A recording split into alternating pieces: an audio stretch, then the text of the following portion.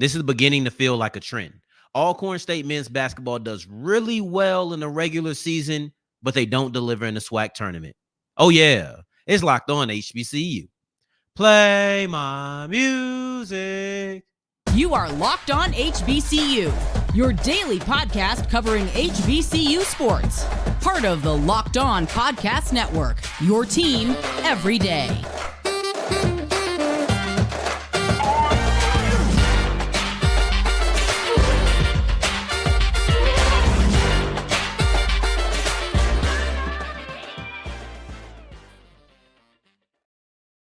What's going on, family? Welcome back to another episode of the Locked On HBCU podcast, your number one daily one-stop shop for everything HBCU athletics, Monday through Friday, part of the Locked On Podcast Network, your team every day. And I, of course, am Darian Gray, aka the Mouth of the South, Texas Southern alum and former TSU Herald Sports editor and current contributing writer at USA Today's Saints Wire. Thank you for going on this journey with me. Make a Locked On HBCU your first listen of the day every day. And remember, just because the mic cuts off does not mean that the journey is over. Just means it's time to follow me on Twitter at South Exclusives. Starts with an S and ends with an S. Today's episode is brought to you by Nissan. And are you the kind of driver that likes to push things a little further? Try to see what adventure is calling around the corner. Then take the Nissan Rogue, Pathfinder, or Armada and go find your next big adventure and check all of those SUVs out at nissanusa.com. It's tournament season. It's tournament season, and we kick it off with Alcorn State before going into Tennessee State finding their new offensive coordinator and North Carolina A&T women's basketball's outlook as they enter the CAA tournament. But Alcorn State has done it again. And this is not something positive. This is not, oh, they've done it again and they triumphed over all of these odds and overcame these obstacles. It is Alcorn State men's basketball flopping in the SWAC tournament for yet another season. And this is beginning to feel like a trend. This is beginning to feel like the story of the Bussey era. And I don't use this to be an indictment on him. I think that he's a good coach. There's a reason that Alcorn State continuously reaches the success levels that they do. But the facts are the facts. And the facts are Alcorn State men's basketball has been a very quality team over the last 3 seasons in the SWAC regular season. But when it gets to the SWAC tournament, they have not delivered in the way that we have expected them to deliver. And it's just too frequent. See, this is my thing. I can explain something once. I can explain something twice. But once I have to continue to explain and explain and explain, those explanations begin to fall on deaf ears. See, I can keep giving you reasons on why Alcorn is falling short, and there'll be reasonable reasons. You'll sit there and say, okay, that makes a lot of sense. But now we're at least 2 years in a row. I don't think I would count that first year. But let's go through it because this is almost as bad as last year. I think last year was probably worse, but there's a little bit of information that we don't know how this year will transpire, and I'll explain that in a second. So Landon Bussey has been the coach at Alcorn for 4 years. He got hired in 2020. So let's say 2021 rebuild year wasn't that great. But in 2022, his second year as the head coach, phenomenal. First in the conference, number 1 seed, had a share of the title. Everything was great, right? Or excuse me, they won the title outright that year, actually. Everything was great. The next year, same thing, number 1 seed. This time you're sharing it with Grambling, but you're still the number 1 seed in the conference champion. This year, you don't get the number 1 seed, but you are the 2nd seed, and you win 9 games in a row. You win 9 games in a row to close out the regular season. I come up here and I call you one of the most dangerous teams in the tournament. I don't feel foolish for that because there was a lot of proof to, back that up. But you lose in the first round to Alabama A&M. So in a way, I'm like, dang, what happened. And now it has you questioning, is Alcorn State a big time team? Are they and this is not meant to be an indictment. I don't know if I said that at the beginning. This is not meant to be an indictment on Landon Bussey. But the questions have to be asked. How many years in a row can they disappoint? Even if it's just two. The first year, they made it to the conference championship game, and they lost to Texas Southern. Texas Southern was the second seed that year. So there's really no shame in it, and it was an extreme improvement over 2021. That's how it happened in 2022. Then you go another year forward. You're once again the number one seed, and you lose to Texas Southern again. But this time, Texas Southern is not the number two seed. This time, Texas Southern is not they're not the team that they're facing in the conference championship. Texas Southern is the 8th seed. And I know that stung more because A, it's a first round exit. B, it's the team that you lost to the year prior. And then also C, you feel like, dang, how many regular season titles are we going to get without getting a conference tournament championship? And if you're sitting here like, man, I'm tired of the regular season titles, that's okay. That's okay. Because next year, which is now right now, 2024, you don't get the conference championship. You don't get that. What you get is a 9-game winning streak to end the season and seem to be the hottest team in the conference, and you lose in the first round again. So the first year, you lose in a championship game. We can't call that a flop. You can't always win, right? But then last year, a first round exit. And the one thing you could kind of rest your hat on is the fact that both years you lost to TSU, who ended up being the champion in the tournament. They weren't the regular season champion because that was you, but they ended up winning it all. If Alabama State Alabama A&M doesn't win it all, if Alabama A&M loses in the next round to either Jackson State or Texas Southern, well, now you don't even have that excuse. But remember what I said at the top of the show. There's only so many times that I can give explanations before those explanations begin to fall on deaf ears. If that's 3 years in a row that you win the regular season title, but you don't win the conference title in the tournament, are we going to keep saying, well, you lost to the team that won it all? Maybe when you're in the championship game, but 2 back-to-back first-round exits, if they end up being the tournament champs or not, it's still a bad look. It's still a very bad look. So now, this is how I view it. Now, Alcorn State is at the point where anything they do in the regular season, irrelevant. If you win the conference championship in the regular season again next year, okay, that's congratulations, but we don't care. If you go on a 9-game winning streak next year in the regular season, that's fine. And that's a very impressive thing, and we'll address it accurately, but we don't care. Alcorn State is now at the point where the only thing that matters for their team is the postseason. Because I've seen them win regular season titles, not a tournament championship. I've seen them go on a near double-digit winning streak, but it resulted in yet another first-round exit. And I think I speak for the fans. They're tired of that. 3 years, people's windows don't stay open forever. 3 years of being a 1 or a 2 seed, and you don't have a tournament championship to show for it. How many more years can you be so lucky in the regular season, but not have that same luck in the tournament? That's the way that I look at it. Now, as we push forward, we're going to pivot. We're going to get away from basketball for a second, and we're going to get into something a little bit more joyous, not overly joyous, because I kind of have to restrain my excitement when talking about this. But Tennessee State has found their new offensive coordinator, and though I think the hire has a good amount of upside, I find it a little bit difficult to be too excited, and I'll explain why as we continue with Locked On HBCU.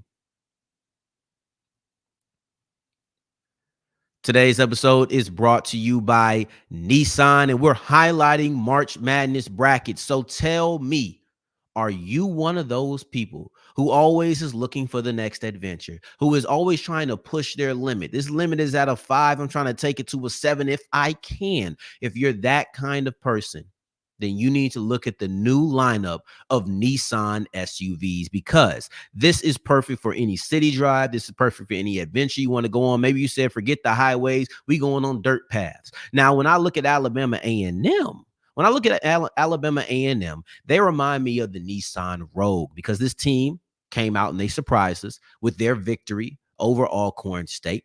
Gives them a huge upset in the SWAC tournament, and they have an opportunity to go farther and push their limits. So go Rogue, and go Rogue, and that's exactly what Alabama A&M has done. They have gone rogue and messed up what I thought could be a perfect quarterfinals. So no, I'm not getting that, and all of my everydayers know exactly what I'm talking about. Go to Nissan USA and find out what I'm talking about when it comes to these SUVs.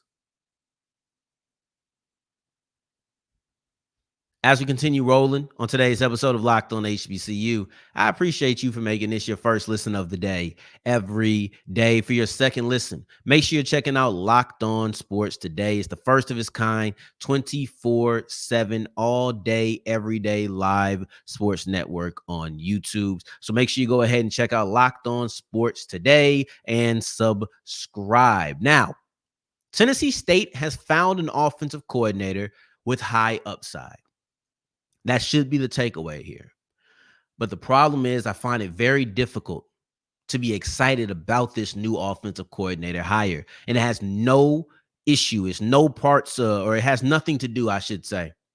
It has nothing to do with Travis Partridge, who ended up getting the job. This is all about Tyler Rolle.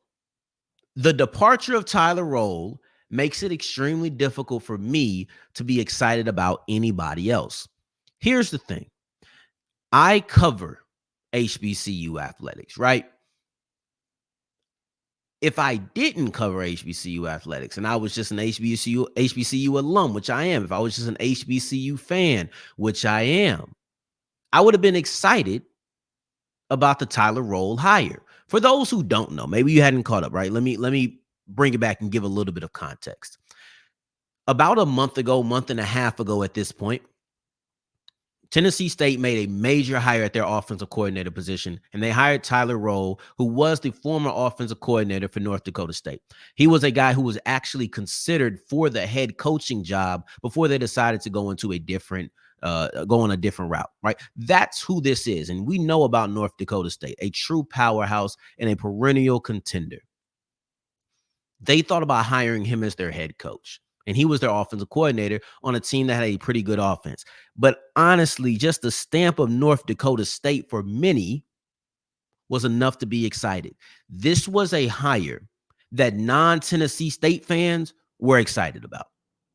This was a hire that Tennessee State obviously loved, and I think it had limitless potential, even though it always felt like it was only going to be for a year. The problem is it was only a 1/12 of that.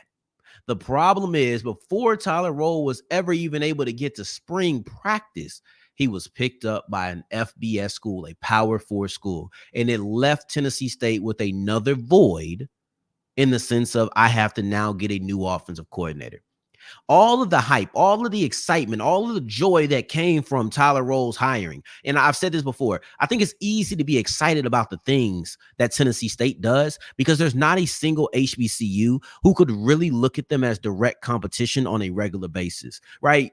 Jackson State back in the day, it was just a couple of years ago, but Jackson State had the Southern Heritage Classic against them. So maybe they wouldn't be able to be excited. Me, I had the whole real TSU beef with them, but even I was able to get excited. Maybe everybody isn't as generous as I, but you looking at just a few HBCUs in general who could actually have something to hold against Tennessee State. The Tigers are in the OVC. Hampton and North Carolina A&T were in the Big South, and they left before those two teams or those two conferences merged. So now there's nobody who could hold it against them. Everybody was excited, and this was a big-time hire. It looked like something that could help Eddie George and Tennessee State elevate to another offensive level. So when you have all of this joy and then gets ripped away, it's kind of difficult to be excited about whoever was coming next because the truth of the matter is, no, they literally weren't going to be Tyler Rolle, but they also weren't going to represent or elicit the reaction that you got from hiring Tyler Rolle. It simply was going to be a letdown. That was inevitable. But that's what Travis Partridge is stepping into. That's what Travis Partridge is stepping into, and that's what I'm here for. I look at him. I look at Coach, and I say, that's a guy with high upside. I think that this move can be really good for Tennessee State. Matter of fact, I want to give a little round of applause for Eddie George. If he would have pulled off another Tyler Rowe hire, we would have to really have a question about his ability to recruit. Because that would have been phenomenal. But this is a good hire. It's just in the back of my mind, I keep seeing Tyler Rowe and keep thinking what the impact for him could have been. But it's not there. So it's difficult. That's why I opened it up with, hey, I think Partridge has upside, but it's difficult for me to be excited. And it's that same confliction the whole time. But let me explain why Partridge has upside. Because for many, maybe you just sitting there and thinking, there's no upside here. There's no reason to be excited. There's multiple reasons that I'm excited for this. I just have difficulty leaning into it. When you look at where he comes from UT Martin.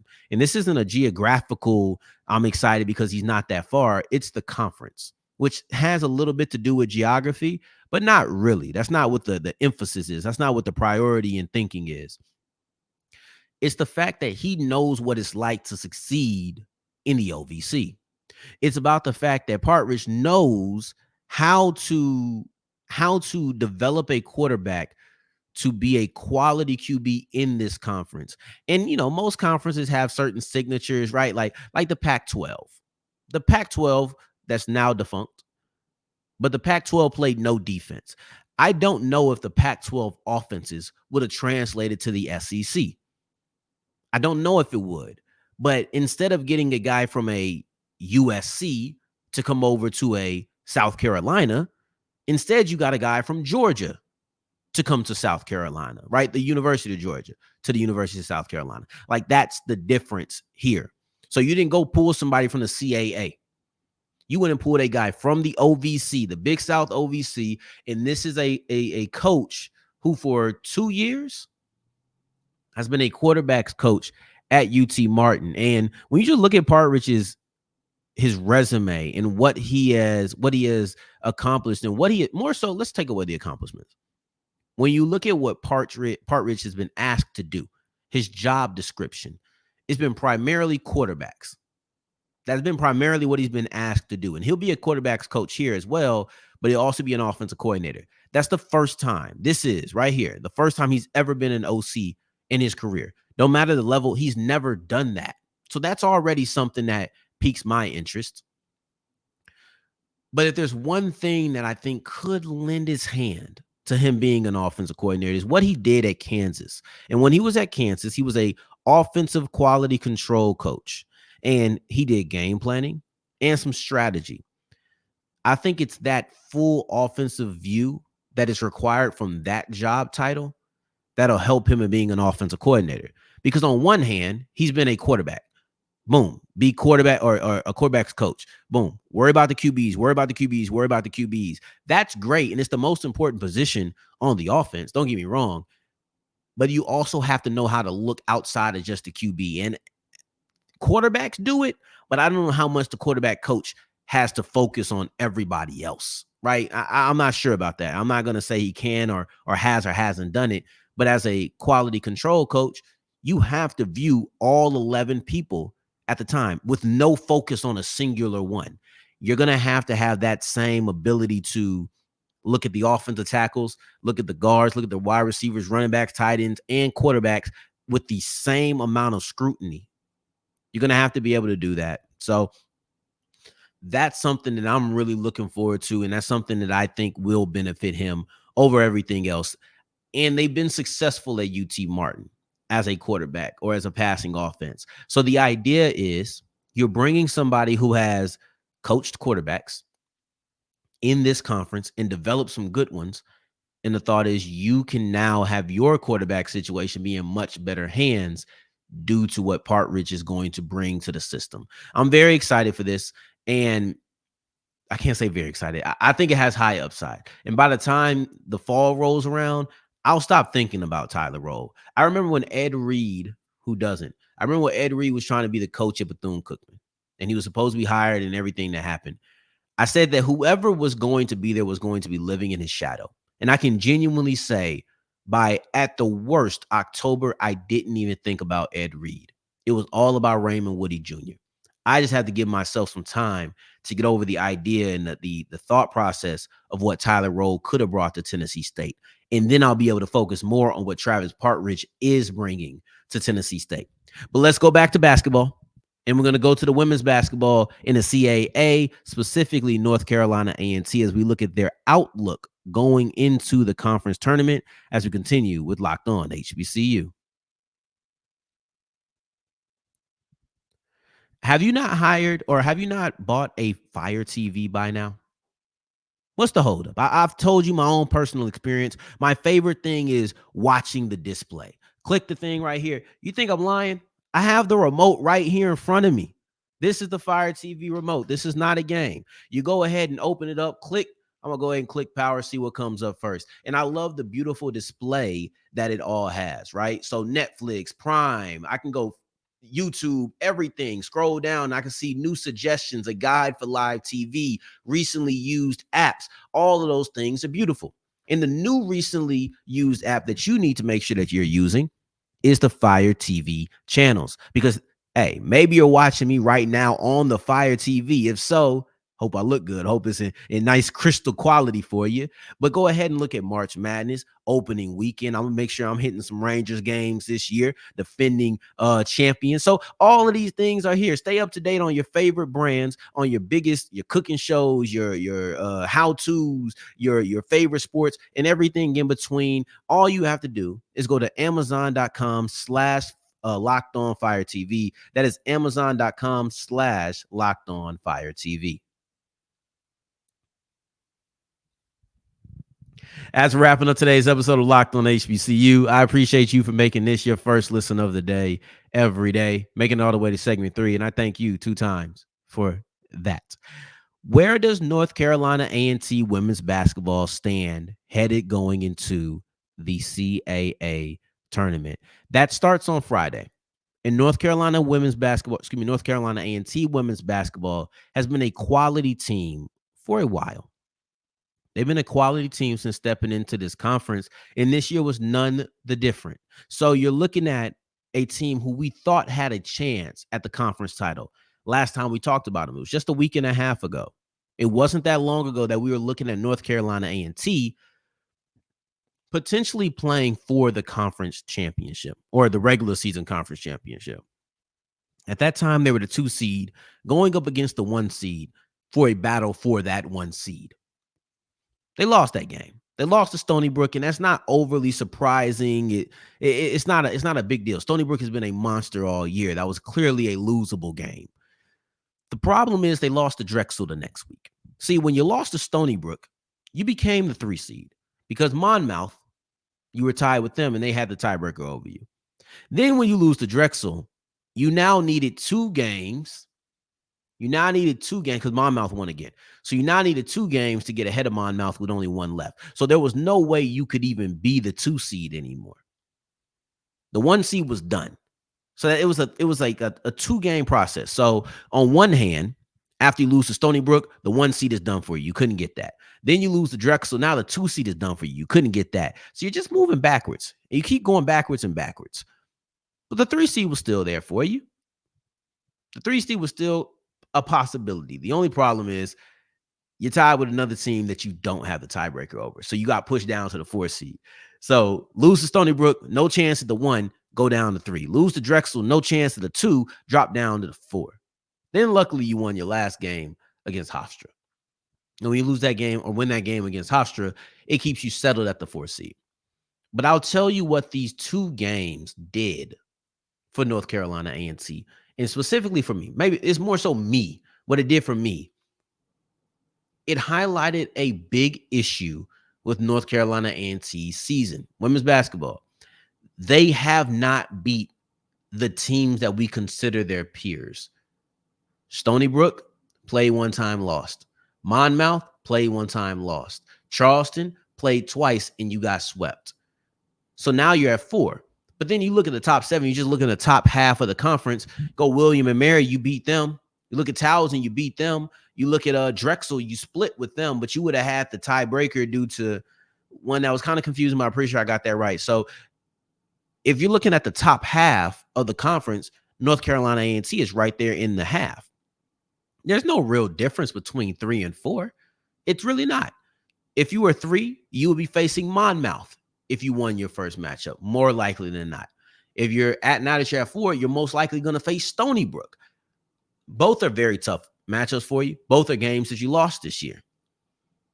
It's really no big difference, and you still get a bye. But it's the fact that the way this happened really pointed out the truth, and that's that North Carolina A&T has struggled against the teams that are above them.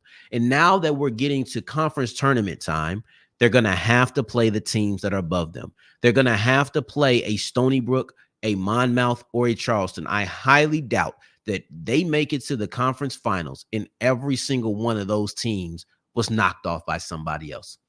I find it extremely doubtful. You will have to face one of them, and you are a collective 0-4 against those 3 teams this year. Now, one thing is you get to face Drexel. No, you face Towson, and you beat them the one time. You might face Towson. You might face Towson. You more than likely are. But I think you're going to face Towson in that first matchup that you have, and you beat them. But then you have to go against those guys that you haven't, or those girls that you haven't. And that's going to be the big thing to watch. So Friday is the first game that they have, whether that's against Towson or maybe a team beats Towson's first matchup. But that's what we'll be watching. North Carolina A&T begins their path to a CAA Women's Basketball Championship this Friday. If you got Flow Sports, you can check it out. If not, you can check out that final score, and we'll be watching. We will be watching, just like you'll be watching me. I'm still not sure if tomorrow's episode is going to come out early in the morning or if we're going to do a midday episode. I'm not quite sure. It kind of depends on a lot of things. So just stay tuned. I'll try to put something out on my Twitter at South Exclusives and let you know if it's going to come out beforehand. So just look out for that. In the meantime, in between time, if you're looking for me, South Exclusives, that's where to find me. Take care. Stay blessed. Peace.